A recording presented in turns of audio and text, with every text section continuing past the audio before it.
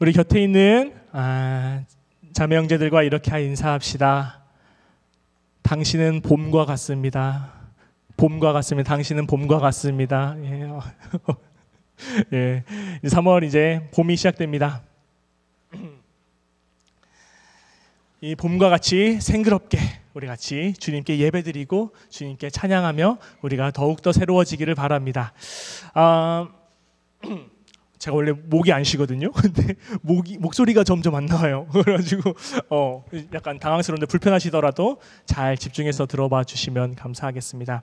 저는 오늘 하나님의 얼굴에 대해서 말씀드릴 겁니다. 여러분, 하나님의 얼굴을 보신 적이 있으십니까? 그리고 교회에서 하나님을 만났다라고 표현하지 않습니까? 여러분 혹시 하나님을 만난다는 게 어떤 것인지 궁금하신 적이 없으셨습니까? 저는 오늘 이 말씀을 그래도 우리 2025년을 살아가는 청년들의 삶에서 하나님을 만난다는 것이 무엇인지 또 so what? 하나님을 만나서 우리가 어떻게 바뀔 것인지에 대한 이야기를 조금 가지고자 합니다. 오늘 말씀을 이해하기 위해서는 구약 성경에서 일어났던 한 가지 일에 대해서 먼저 알아야 됩니다. 여러분, 모세가 수건을 썼다더니 이런 이야기 아세요? 모르시죠? 혹시 여러분 구약 성경에서 하나님의 얼굴을 본 사람은 다 죽는다 이런 말씀 기억나세요? 그래서 하나님의 얼굴을 본 사람이 모세 말고는 없다 이런 말씀 기억나시죠? 그 말씀과 연관된 말씀입니다. 오늘 말씀에 바울이 이제 사람들에게 설교를 하는 거죠.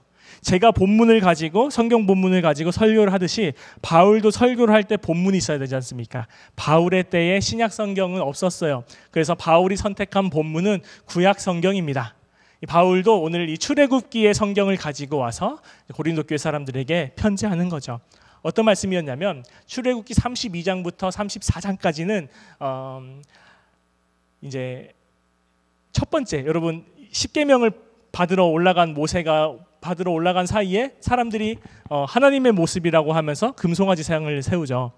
이제 하도 안 오니까 그런 상을 세웠는데 그 이후에 모세가 내려와 보니까 우상 섬기지 말라고 했는데 우상 섬기고 있는 모습을 보고 너무 열받아서 이제 다 청소를 하고 다시 올라갑니다. 다시 올라가서 이제 두 번째로 이제 10계명 돌판을 받는데 그때의 일련의 일들이 오늘 말씀이 있습니다. 이제 하나님께 모세가 이렇게 이야기합니다. 하나님의 영광을 내게 보이소서라고 이야기하는데 그 말씀 한번 찾아볼까요? 여러분 성경 다 가지고 계시죠? 우리 출애굽기 33장 한번 33장 18절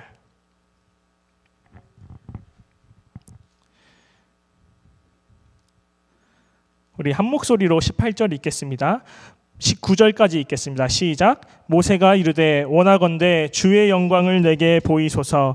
여호와께서 이르시되 내가 내 모든 선한 것을 내 앞으로 지나가게 하고 여호와의 이름을 내 앞에 선포하리라. 나는 은혜 베풀 자에게 은혜를 베풀고 긍휼히 여길 자에게 긍휼을 베푸니라. 그리고 우리가 잘 아는 말씀이 이제 20절에 나옵니다. 또 이르되 내가 내 얼굴을 보지 못하리니 나를 보고 살 자가 없느니라. 그러고 내려오는데 이제 대표적인 말씀이 34장 33절 읽겠습니다. 33절이랑 35절 읽겠습니다. 모세가 그들에게 말하기를 마치고 수건으로 자기 얼굴을 가렸더라. 이스라엘 자손이 모세의 얼굴에 광채를 보므로 모세가 여호와께 말하러 들어가기까지 다시 수건으로 자기 얼굴을 가렸더라.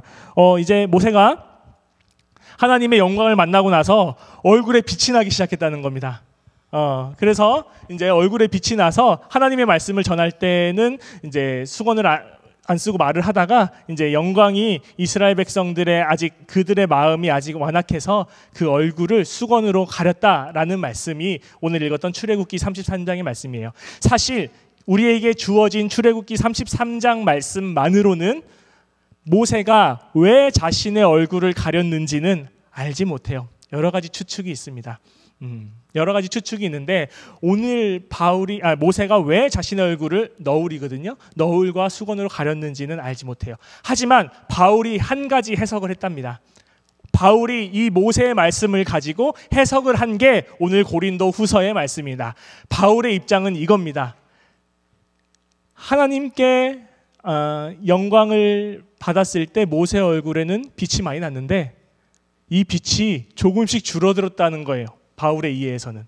그래서 그 빛이 줄어드는 것을 가리려고 모세가 수건으로 자신의 얼굴을 가렸다라고 하는데, 그러니까 점점 나의 얼굴에서 하나님의 영광이 줄어드는 것을 보고 모세가 얼굴을 가렸다라는 거죠. 하지만 여기서 이 말씀을 하면서 바울은 이렇게 이야기합니다. 이제는 우리는, 복음을 전하는 우리는, 예수 그리스도를 만남으로써 자유함을 얻게 된 우리는 바울과 같이 하지 않겠다. 오히려 이제는 수건을 걷고 예수를 바라봐라. 예수를 바라보면 우리의 얼굴이 예수님을 보고 다시 영광을 비출 수 있을 것이다 하는 말씀이 오늘 고린도 후서의 이런 흐름입니다. 여러분, 우리의 얼굴은 어떻나요? 창세기 1장에서 하나님이 우리를 만드시되 하나님의 형상으로 지으셨다라고 합니다. 하나님의 영광이 드러나야겠고요. 하나님의 형상으로 우리를 지으셨다면 하나님의 모든 하나님의 속성들이 우리의 삶과 우리의 모습을 통해서 드러나야 되는데, 여러분 혹시 길에서 여러분을 만나는 사람들이 여러분의 얼굴을 보고 하나님의 영광을 봅니까? 어떠실 것 같으세요? 저는 가끔 봉은동 사니까 이렇게 우리 교인들을 지나가다가 차에서 만나요. 정말 무섭게 생기신 분들 많으세요. 길에서 횡단보도에서 인상을 팍 쓰고 계신 분들도 있으시고, 근데 그게 남의 이야기가 아니에요. 제가 처음 부임했을 때 2022년에 이제 제가 길을 걸어가는데 우리 지금 20살이 된 손채윤 청년이 횡단보도에서 저를 만났는데 저를 보고 뭐야 하고 그냥 갔어요. 그러니까 안녕하세요도 아니고 뭐 그것도 아니고 그냥 뭐야, 놀랐겠죠. 시커먼 사람이 갑자기 튀어나왔으니까. 이 하나님의 형상이라는 말씀은 단순히 우리 얼굴만을 이야기하는 것이 아닙니다. 하나님의 형상은 하나님의 성품으로 해석을 할 수도 있는데요. 다시 그럼 말을 바꿔볼게요.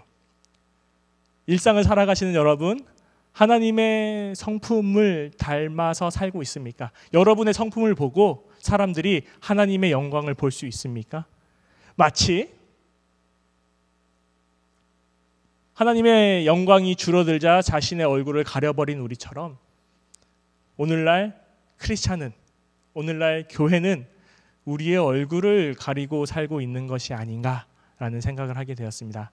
내가 크리스찬인 걸 숨기거나, 굳이 이야기를 하지 않아도 되겠지만 중요한 것은 크리스찬임을 숨기고 크리스찬처럼 안 사는 게 더 문제인 거죠. 크리스찬임을 숨기더라도 하나님의 형상과 하나님의 성품대로 살면 문제가 되지 않는데 우리는 그것마저 너울을 덮어서 숨겨버린다라는 것입니다. 하지만 바울은 한 가지 솔루션을 주는 겁니다.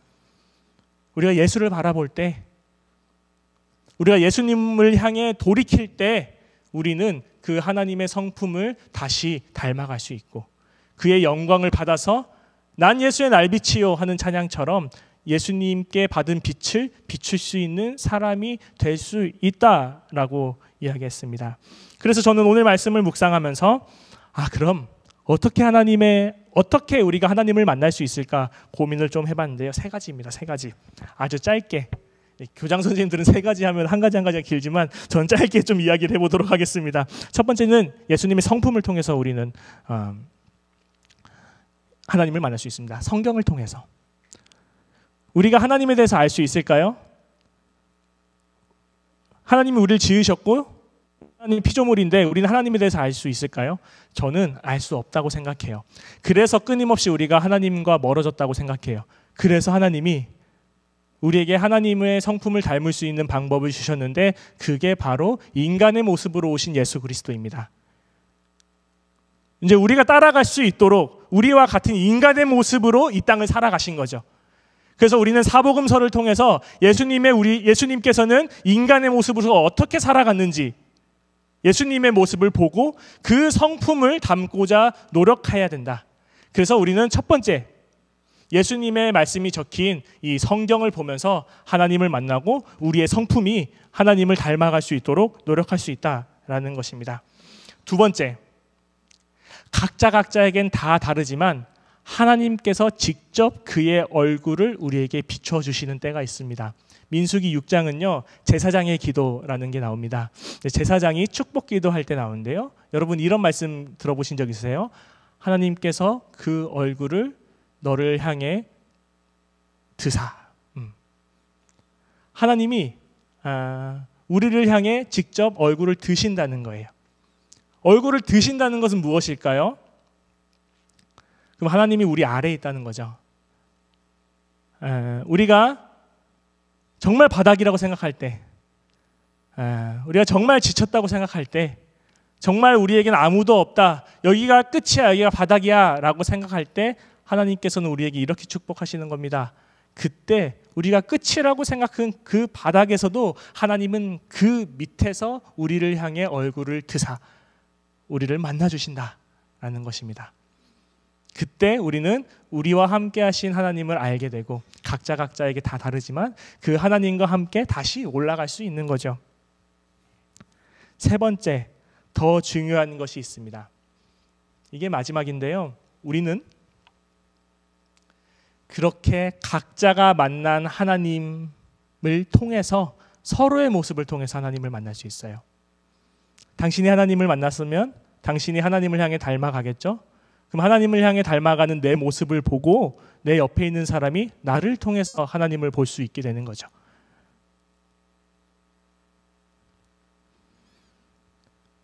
아까 읽었던 출애굽기에서요.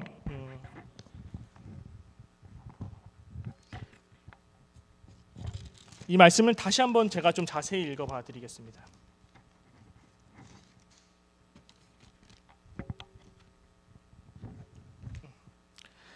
여호와께서 이르시되 모세가 이르되 원하건대 주의 영광을 내게 보여주세요. 여호와께서 이르시되 내가 내 모든 선한 것을 내 앞으로 지나가게 하겠다. 하나님 영광 보여주세요 하니까 하나님이 모세에게 그럼 내가 내 선한 것을 네 앞을 지나가게 해줄게. 하나님을 찾는 누군가에게 그 앞을 지나가는 선한 것, 그것이 여러분이 되어야 된다는 말씀이에요.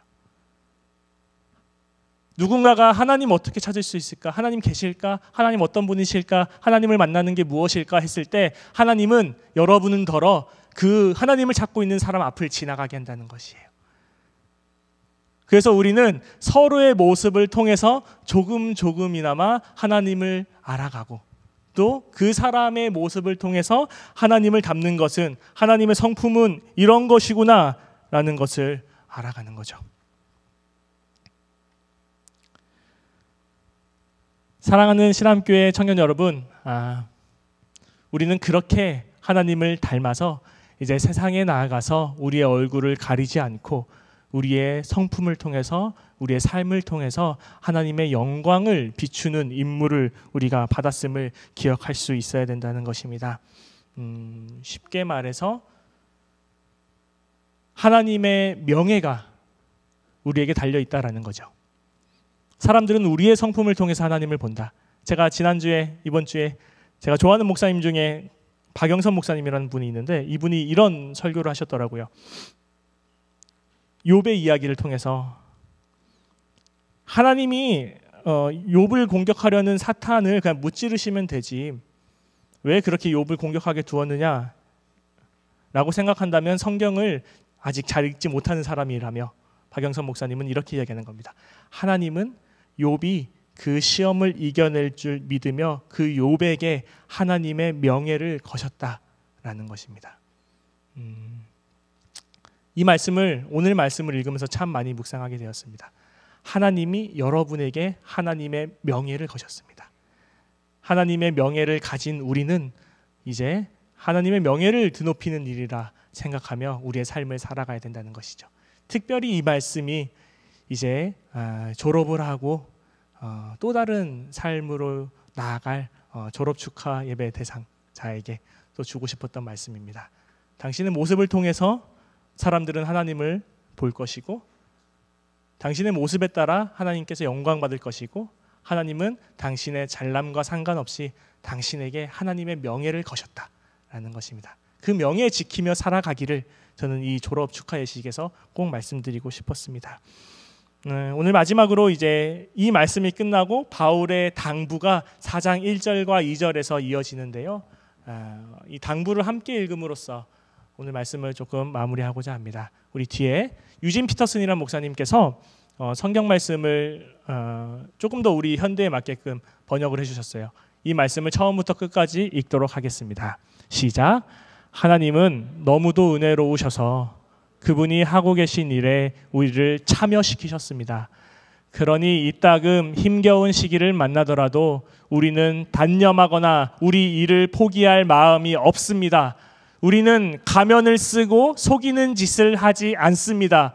술수를 쓰거나 배후에서 조작하는 것도 하지 않습니다. 우리는 하나님의 말씀을 마음대로 왜곡하지도 않습니다. 오히려 우리가 행하고 말하는 모든 것을 사람들 앞에 훤히 드러내고 진리를 모두 공개하며 원하는 사람은 누구든지 보고 하나님 앞에서 스스로 판단할 수 있게 합니다. 아멘. 사랑하는 신암교회 청년 여러분, 하나님의 빛을 왜곡하지 마시고 우리가 받은 빛을 그대로 세상에 비치며 우리의 삶으로, 우리의 성품으로, 우리의 실력으로, 우리의 선한 능력으로 하나님께 영광 돌릴 수 있는 여러분의 삶이 되시기를 간절히 주님의 이름으로 축원합니다. 오늘 주신 말씀 기억하며 침묵으로 기도하겠습니다.